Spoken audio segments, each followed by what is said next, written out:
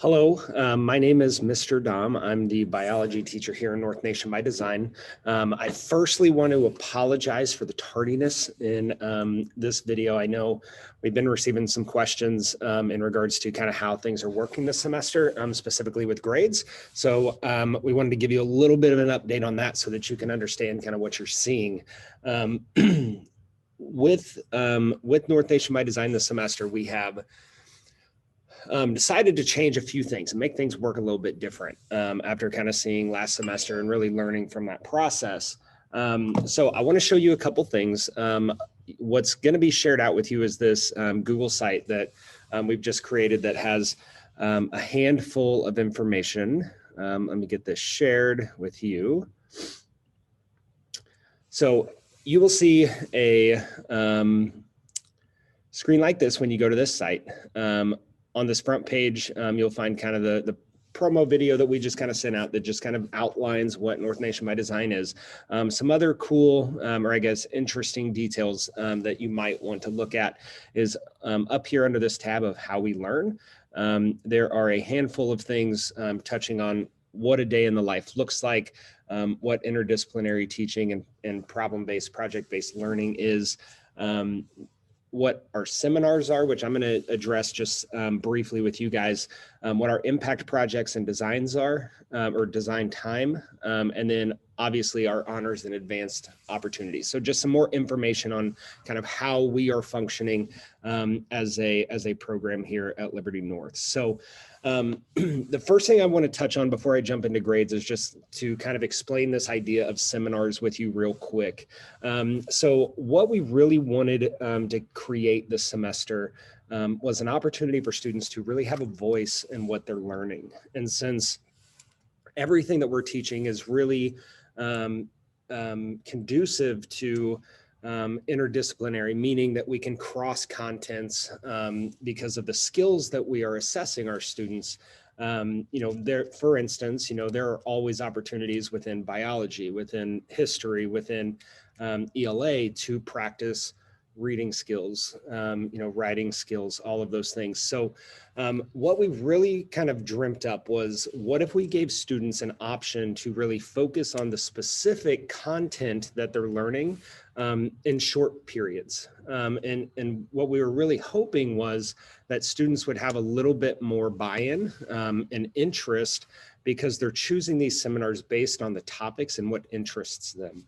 And so to start this semester, we have a bio seminar, we have an American history seminar, and then an ELA seminar. And so how we set these seminars up is we frame them all within this theme of what makes me who I am. And so as you go to this site and kind of look into this information, you'll be able to read all the specifics of what these seminars were, what the topics were, but then also for a couple of them, there are seminar sites that have kind of everything that we did, everything we touched on, so that you can kind of thumb through and kind of see what your students are learning. The biggest thing that we loved with this was it gave our students an opportunity to have some voice. And so far, they have really been thriving and really enjoying this. We're actually closing up our first set of seminars this week. And so this seminar, just kind of brief overview, is just it's a short unit. It's a 2 to 4 week unit on a specific topic. So I can speak specifically to biology through this topic or theme of what makes me who I am. We've addressed what DNA is, the molecule that makes us up and determines everything we are. We've looked at it. We've kind of looked at its structure. We've, worked to understand how it actually makes us all so similar yet so different. And so at the end of this seminar, students will receive a grade, and then we'll move into our second set of seminars, which they will be able to choose, again, 2 of the 3 seminars that we're offering. I do want to address one thing, and again, you can read more detail on this, but one thing that is beneficial to know is that they are not necessarily in a specific content. So they're not necessarily always in biology at all the time.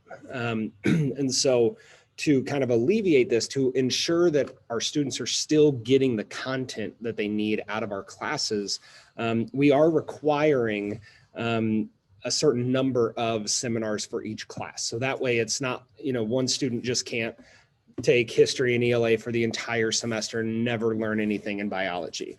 They're going to get everything that they need when it comes to content. But, again, when they're not in one of those other seminars, they are still getting the skills that we're assessing. We're getting those cross-curricular skills that they have been shown and we have worked with all year with them. One option we're going to offer in the second round of seminars is that if a student wants to be a part of that third seminar that they did not choose, we're going to make an option for them to be able to do that on their virtual day. So if they want to Zoom in on their virtual day to partake in that, they certainly can. So that brings us to kind of our big topic that some of you are wondering on, and that is grading. Because as I'm sure most of you have seen so far this semester, PowerSchool looks a lot different. And so our big approach, so if you go up here on the site to the tab that says grading practices, there's a lot of detail here. I'm going to try to keep it really simple for you.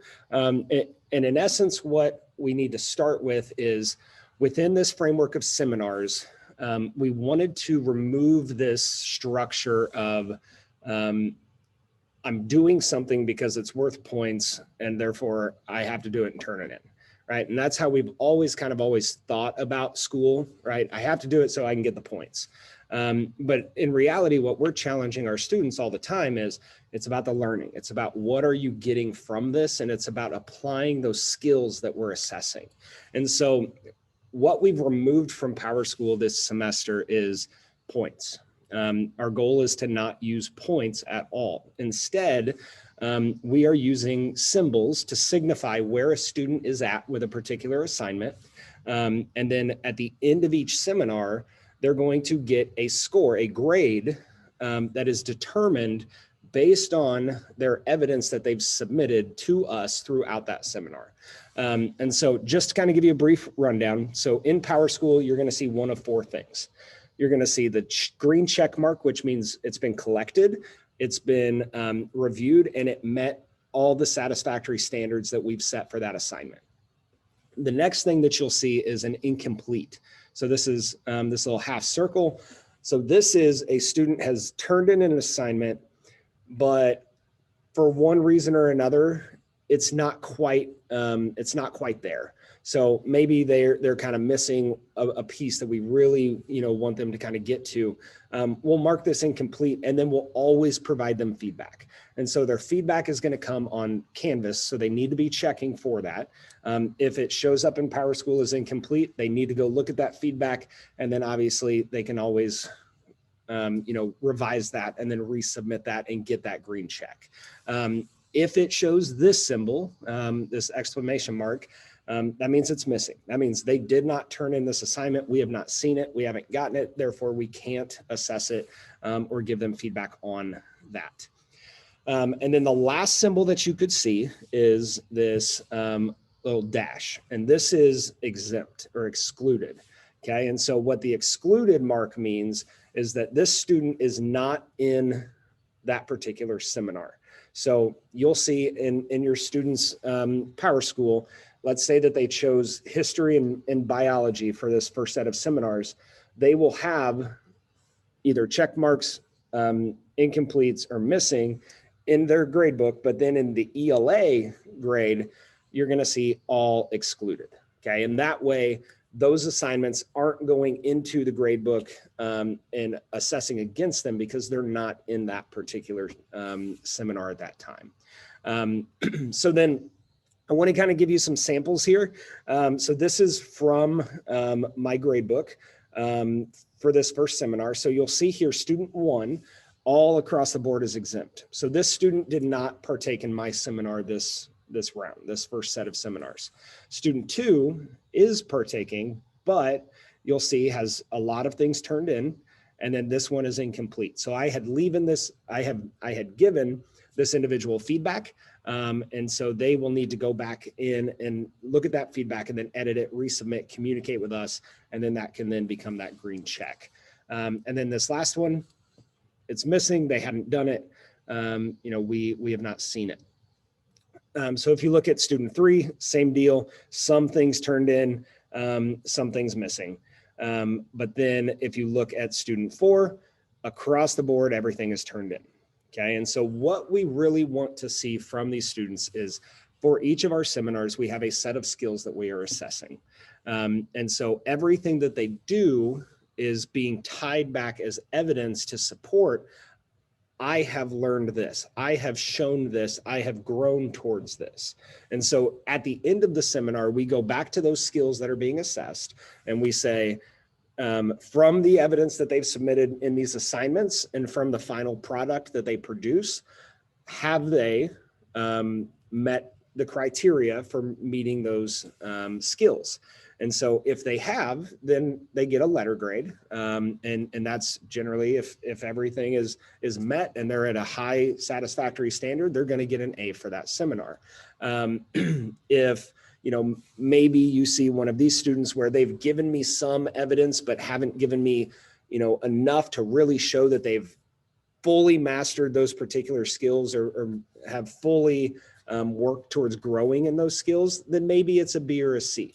Okay. And those are conversations that will be had with them so that they understand and know where they're at. But you also have to understand that if they go through an entire seminar and have nothing but missings, then we don't have any evidence to give them a good grade. So that's where you're going to see those lower scores as a D or an F. So at the end of each seminar, the student will be given a grade, a letter grade, A, B, C, D, or F, based on the evidence that they have submitted to us showing their growth or mastery in the skills that we are assessing. So that's how grades are working this semester. So it's gonna look different. A couple things that we've heard that I just want to clarify. If you're looking at PowerSchool and there's no points, that's on purpose. Okay, it's not a matter of us not grading it. It's not a matter of your student not doing it.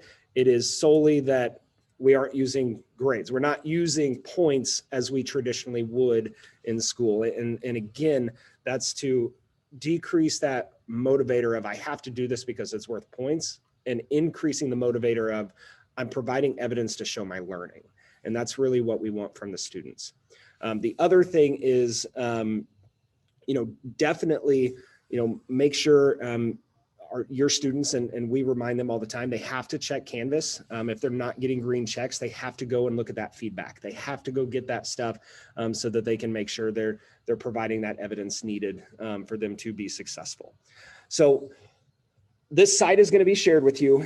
You'll have access to this to kind of click through, read through, and get a little bit more information if you need. We are always wide open if you have any questions. So feel free to email any of us if you have any questions in regards to how this is working, what this looks like. And also, I always encourage you to talk to your student, kind of ask them, what they're seeing and what they're doing and how it's working for them.